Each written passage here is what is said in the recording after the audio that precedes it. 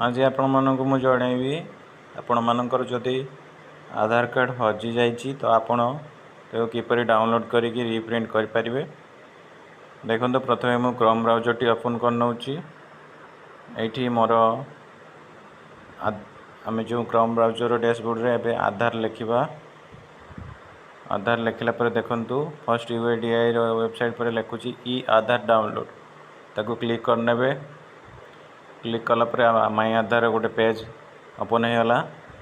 ये आपणकर जदि आधार कार्ड हजि जाइए आधार नंबर दे पारे ना तो आप एनरोलमेंट आईडी जोड़ा आपण स्कूल रे बा कौन सी सेंटर रे उठे थे तार गोटे एनरोलमेंट आईडी रिसीप्ट आपको मिली सेटा देकी आपण ताको बाहर करें।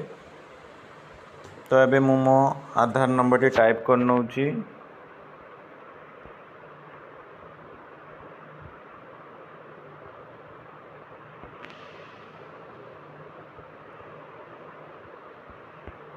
देखो मुझे आधार नंबर टी टाइप करनी। एबे कैप्चर आपणकर जहाँ भी फॉर्मेट रे देजी ताको सेम छोट बड़ सेमती लिखिबार अच्छे।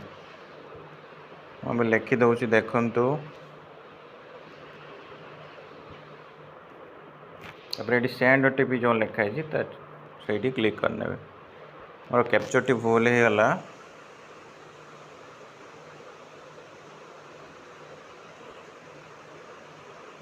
आउ थे ट्राए कर नौची।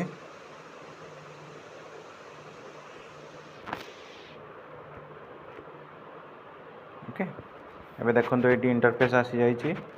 ओटीपी 2 सेकंड मध्य फोन को मोर रजिस्टर मोबाइल नंबर जहाँ भी थी सहीटा आपणकर जीव। तो कौन हुए आधार माई आधार साइट जो गुड़ाक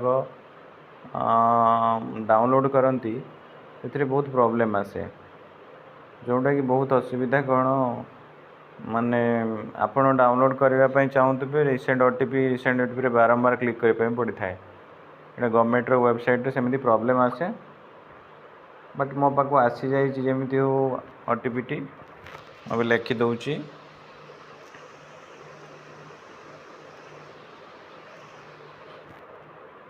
तापर ये वेरीफाई डाउनलोड रे क्लिक करने।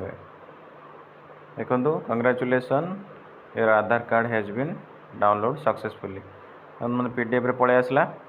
ये गोटे कथा मार्क करेंगे सब बेले ये जो पीडीएफ टी आसो आपंकर प्रोटेक्टेड सब थाए। आधार कार्ड तो सिक्रेसी मेंटेन करने गवर्नमेंट तार गोटे प्रोटेक्ट पासवर्ड दे थाए।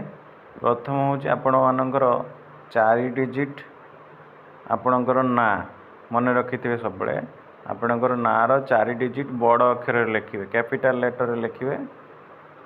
तापर आपणकर बर्थडे रो ईयर जन्मर आपणकर मसटा सॉरी मु भूल कहली मस कहली मसीहाटा जन्मर मसीहाटा को आप देवे NIHA मोर बड़ अक्षर मुझे लिखिदेली। तापर आपणकर जो येटा अच्छी कौन मसीहाटा आप देदेले।